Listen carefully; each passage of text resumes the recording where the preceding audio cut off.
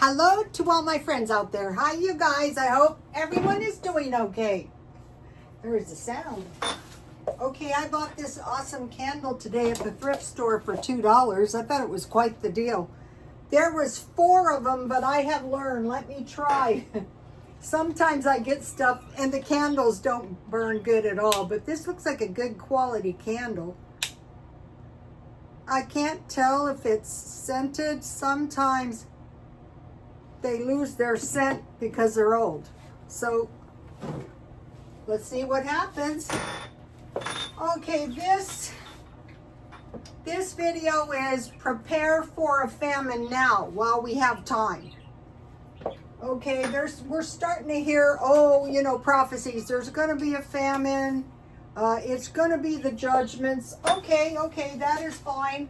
So what should we do? Well, I just learned this meal that is really cheap. And okay, so what I learned was I was watching this video, my mother's 100-year-old buttermilk biscuit recipe plus cube pork steak and gravy. And so I have made a variation of this, but I always add a bunch of extra stuff. And so if you go this way, all it is the fried meat, the gravy, the bread, the butter, and the vegetable. Okay, so now I have, a lot of times we ate corn as the only vegetable for years and we survived. But what she did, and I think this is why this recipe is so good. Okay, what she did is the recipe is high in fat. So if you're hungry, you want to make sure you have butter. You want to make sure you have fat so that you don't get hungry. So I can eat this and I won't be hungry for like 12 hours. That's what I like. So I'm putting about a tablespoon of butter in there. Another thing is if you get margarine, you can use your margarine just like shortening if needs be. Okay, so now what I made was I made 3 barbecued hot dogs. Here they are. So I mentioned to you yesterday, this is one of my best recipes for Vienna sausages. So all I did was I put a little oil in the pan because I knew I wanted to make gravy. So, oh wait, let me move this just for 1 minute because I want to make some powdered milk first. Okay, so where is it? All right, now this is 80 cups for a year. You'd need 4.5 of these. These are $20. So say about 5, that's only 1 cup. So that would be about $100. So what I want to do is start working on a year's supply. So for 4 cups of milk, powdered milk, I need 1 cup of powdered milk, and then I need 4 cups of water. Might as well make 4 cups while I'm at it. I try to drink 2 cups a day, so this would be enough for 2 days. If it's in my food, that is fine. All right. So I refill at the kiosk. I was doing that today. I can go without bottled water, but I don't think it would be safe for the birdies. Their food has gone up. One of the things that's really gone up is millet. That goes back to food for pets or animals for food or food for animals, animals for people food. You know what I mean? Okay. So this way your milk isn't going to go down south either. All right, so all these drippings, here's my drippings. So this is why you could save your bacon grease and you could bake or fry your hot dogs in bacon grease, but I just wrap my hot dogs in bacon and then I put a little oil in there because this wasn't very fatty bacon grease. So I have my butter in my, last night I had a variation of this meal. It was green beans, seasoned green beans with butter. I roasted a hamburger with bacon. I made gravy and I had homemade bread.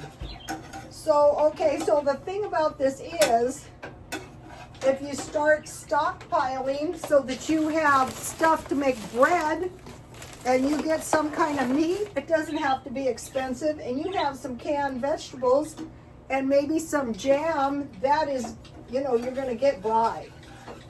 So I am so grateful I ran into this video. I wanted to tell you the name of the lady. The name is Helen Wyatt. This is a very prominent channel. I never saw it myself. I'm glad I did. I'm glad I saw it when I saw it. So what we always used to do is add potatoes or something like that, but you don't really need it if you have bread. So we're going to go into bread and how much we need for a year. I might as well do that right now while I'm thinking about it. Okay, so here's my drippings. They're starting to look pretty good. Now, she made her pork gravy with water. So if you don't have bouillon cubes or bone broth or chicken broth or powdered milk, just use water. Okay, now, I was raised a Mormon, and I kept hearing these things, the Chinese are hoarding gold. And what it reminded me of, they might have been, I might have remembered it incorrectly, but it was, in the end of times, people will run through the streets with wheelbarrows full of gold and no food. So, in the end of days, it's a possibility people will have money but no food. How about crypto? What is crypto really? Crypto is really a nothing. Gold, at least, you know, people say it has, it still has value, not if there's no food. So we want to store food for 1 year. So this was the Mormons. Store food for 1 year, water, and some money. So when you don't have to buy, food, it's a lot easier to save some money. Okay. So what I think that was referring to is a bushel of wheat will have greater value than a bushel of gold. That was Brigham Young, and a bushel was 60 pounds. I go, oh, that's an interesting amount. Okay, the typical person consumes 130 pounds of flour, but of probably all kinds of flour goods, but 60 to 80 pounds of flour. So that gives us some idea. What I have always done is 50 pounds. My grandmother used to do 50 pounds. There's only 2 of them. I assume they would just buy more when the 50 pounds was eaten. So I have some butter in my canned corn. I have some good fat, and I have some dairy in my gravy. Okay, so now I started looking up stuff. Oh, this is good. Okay, now this is Allah. What does Allah says? Oh, also the Mormons say praying gratitude for the food is just as important as washing your hands before a meal. My brother used to say, if you don't say the prayer before you eat, you'll choke to death. You'll die. That's the end of you. So then, you know, it was really hard to enjoy a meal with that guy around. Just waiting for me to choke on my chicken. People used to choke on chicken bones a long time ago. I don't know why. You don't hear about it. Oh, my gravy's looking good. Take a look at this. All right, now, Allah, before Allah's death, no, Allah. Food for 2 days is sufficient for 3. Food for 2 is sufficient for 3. So what that would be is you have 2 people, so you would, each one would give, you're trying to create 1 out of 2, so maybe, it'd be 1/3 of your food, but food for 3 people is sufficient for 4. So in that case, so if there was 2 of you giving the food for the 3rd person, it would be 25% more than food for 3 is sufficient for 4. So that is very important to remember, because food for 3 and food for 4 is 7 days. So you can figure that out.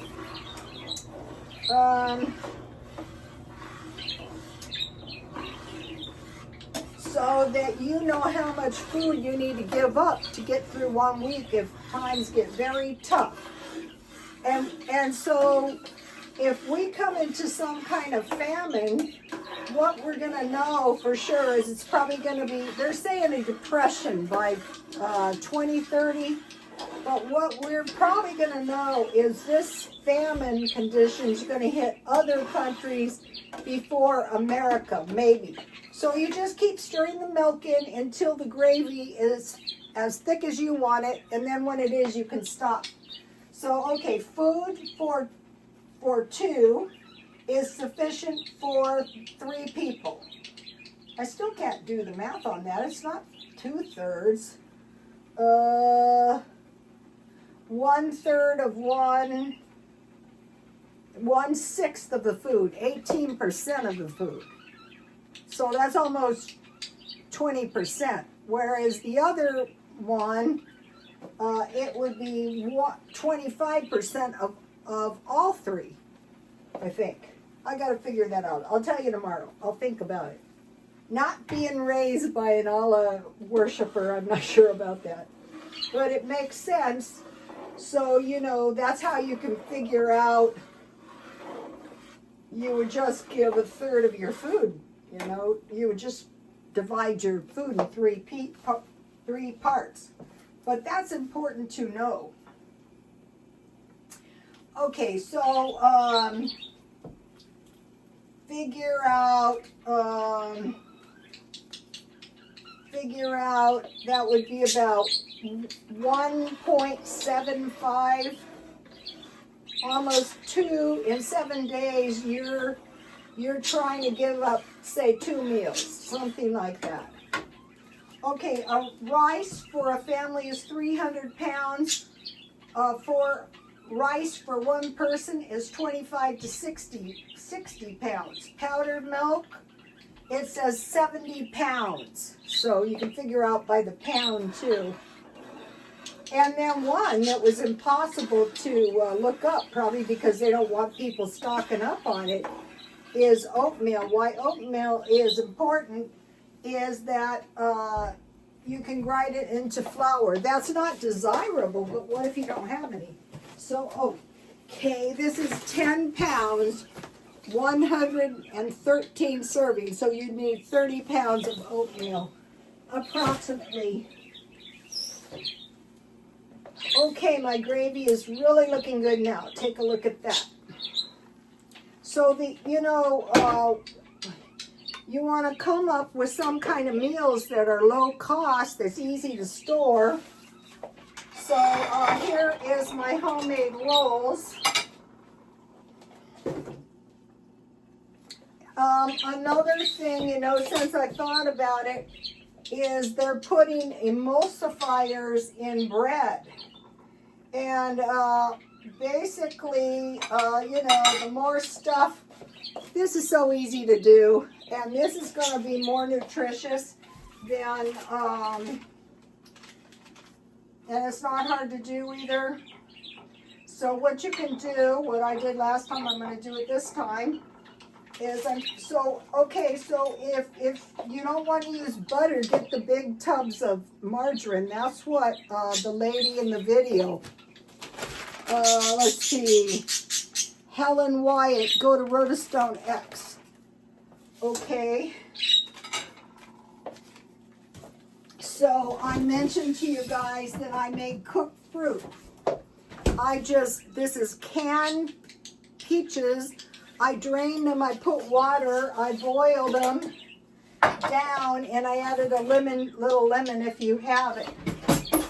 So this is, you know, and so the other thing about this meal, this is what we used to do, although we used to have, I think we used to have potato. This is better. You don't need a double carb, you really don't. I don't even think the lady had butter on her biscuits, but her biscuits were full of, I like my gravy kind of thin, but you can make it thicker if you want. So you also have milk to drink. All right, so then I have ketchup and mustard. Be sure and take out the toothpicks. That was dangerous.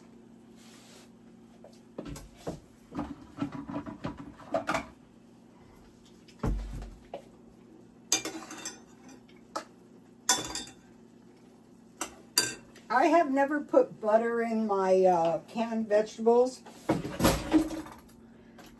First of all, they taste a lot better, I will tell you that, especially green beans.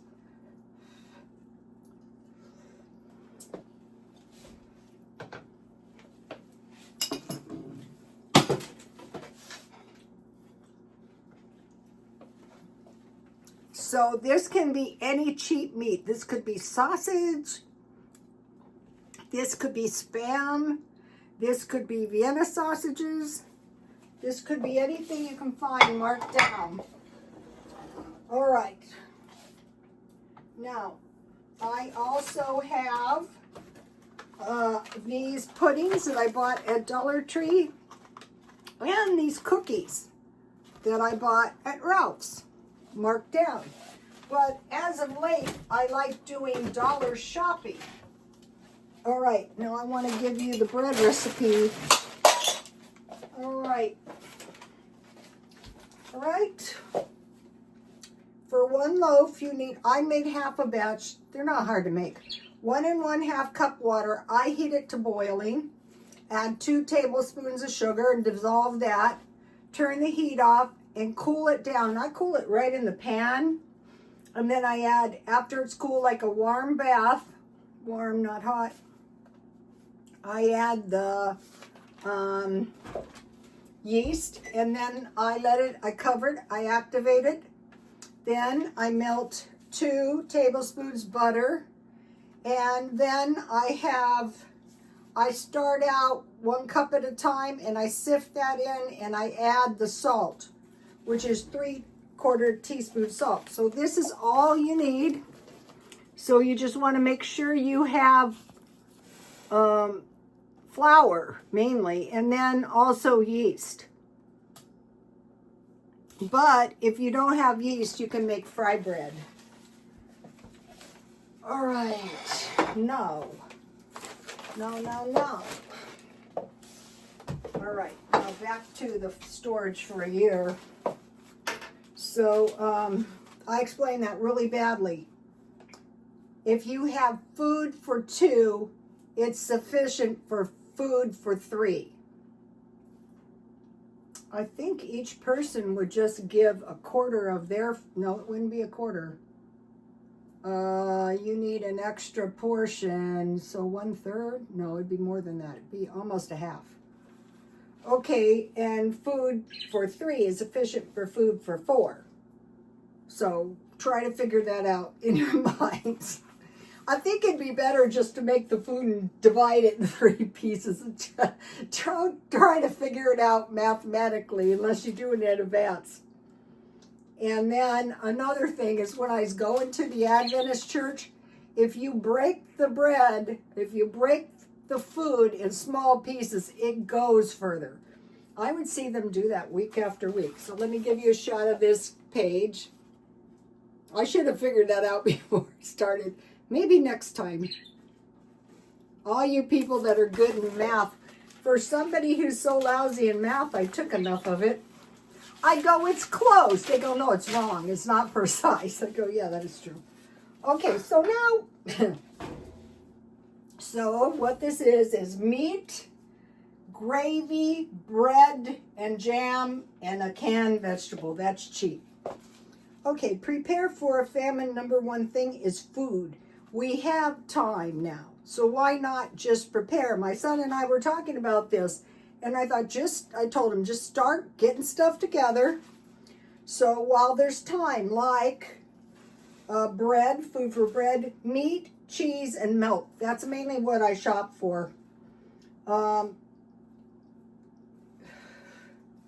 Canned vegetables, peanut butter, tuna, and we have to think about poultry like eggs, like chicken.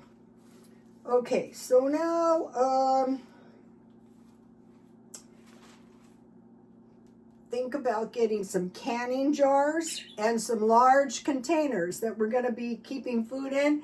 And I was thinking, oh, you know what would be really good is my cooler things, you know, like your igloos.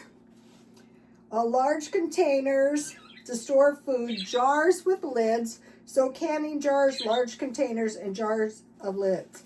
Then garden supplies, like I have 2 greenhouses and seeds and fertilizer. There's always like a fertilizer disaster lately. Well, because we import fertilizer stuff. Okay, and then we want a meal plan. So I changed mine because I bought a lot of hot dogs to 3 chickens, 2 hamburgers, and 2 hot dogs, and 1 bean meal. Chili, baked beans, refried, navy beans, black bean burgers, and bean bowls, beans with grits, peanut butter, corn meal, and meat. Okay, today I had the same sandwich, and I want to stockpile these. I still have enough for a half a sandwich, so this made 3.5 sandwiches, and I'll just have a peanut butter sandwich on the other half tomorrow. So that's great. All I need is these substantial meals, and this is really good leftover. So tomorrow all I have to make is some kind of meat. All right. So, and the garden we want is tomatoes. Cherry tomatoes can be grown year-round. Onions, peppers, and squash. Here is my peppers. And that's some squashes I planted out of my my food. Okay, so let's see if we know eventually some kind of depression or famine's coming. So the smart people goes, oh, I'm not getting caught in this. All right, and then we want to start buying coats now. One of the things, okay, if there's a breach in the cattle, there's not going to be any leather. And so we want to get good leather coats and good wool coats. I used to be able to get wool coats anywhere. I can't even find them. Shoes, underwear, and socks. And prepare for no refrigeration and no heater. So we want blankets and sleeping bags. Now, if we get into this trade war and we don't have trees because we don't get lumber because we're sanctioning them, we're doing stuff, and so they're saying, fine for you. Where do we get toilet paper? From paper pulp, from wood. Okay, what they're going to do is they're going to try to make us go digital for less paper. So I am buying books at this time. I'll show you in a minute. And also remember furniture during the pandemic. You can get furniture if you order like 6 months in advance. Also for building houses. Okay, so think about basic needs: food, water, clothing, sleep, and shelter, and safety. So I'm thinking, okay, I am never going to let myself get caught in a place where I might have to live in a car. So I mentioned to you there was Pahrump, Nevada. So that's like on the border of California and Nevada, 60 miles from Las Vegas. And we know someone who's was able to rent an apartment for $80 a month. I mean, $800. And then I know someone who just bought a house in Tijuana, Mexico for $10,000. It's better than trying to live in a car. All right, now think about supply chain disruptions. We get food, medicine, electronics, and car parts and raw materials. So that's disruptive. Trade wars increase prices, disrupt supply chains, and possible global food insecurity. So take a screenshot if you want. You can see why I'm in trouble reading my own notes. All right, now, this is what I want to buy in bulk. Tuna by the case, evaporated milk, vegetables assorted, fruit assorted. So it'll be a case, but an assortment. 3 tubs Crisco, deviled ham, chicken, and corned beef I showed you for 4 sandwiches. Velveeta cheese, sardines, peanuts, almonds, and sunflower, so you can make peanut butter or nut butter. Stuff for yogurt, which would be evaporated milk. Maple syrup, you can use instead of sugar. I don't know that it's cheaper than I buy it at Dollar Tree. Beef jerky, sauerkraut, lard, goose flat. Okay, to buy a goose is really, really expensive now here. But if you roast your goose in the oven, then you're going to have goose fat, which is one of the best ones. So keep that in mind. Molasses, pickles, pickled vegetables, pickles, egg, honey, lemon, lime, and vinegar. Okay, now I want to mention saving on utilities. Candles. Don't get rid of your old candles. Now you can turn your breakers off at the breaker box. I would do it, but my son says not to. And then you can run an extension cord like for a heater. So the only thing that's plugged in is your refrigerator. Okay, and then you can use Christmas lights for lights. I mean, instead of going without food and paying these huge amounts for utilities, I think Europe's going to be hit before us. Okay, and then thrift stores, I want to buy up Afghans. Sometimes I can get big ones for $4. I'm going to buy them. I have quite a few. Fans, I have a lot, just in case it gets hot. And then I gave away the units that you can buy for about $300. That was a big no-no. Central air and heat is expensive. Okay.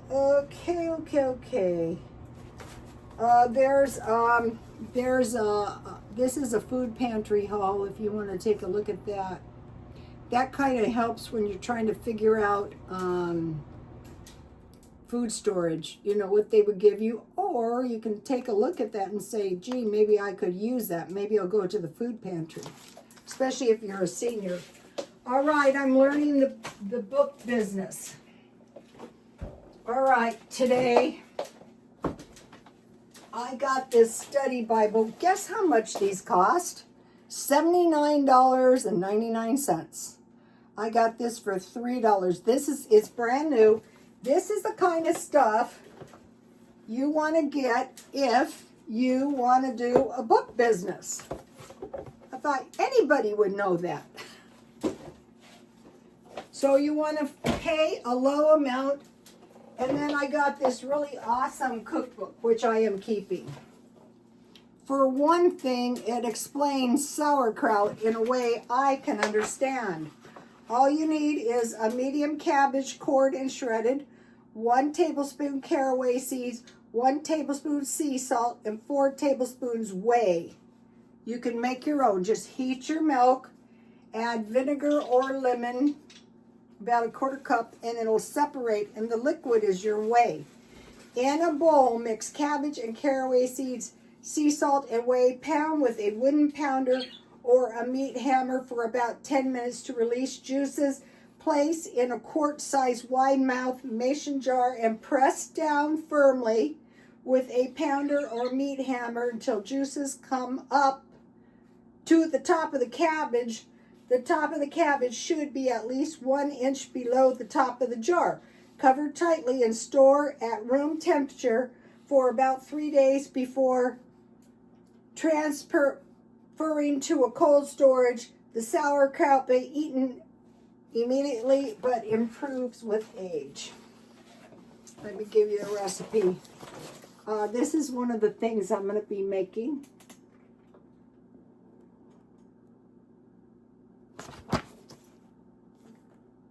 I paid $1.99 for this. It's such a deal. It's got so many awesome recipes in there. So I took a little food out. It was a can of sweet potatoes, a can of green beans, and a can of peas. So for the food storage, I would go for the green vegetables first. And then I would mix my butter or margarine with them. All right, I'll see you tomorrow. Please like, comment, and subscribe. God bless you all. Bye, you guys.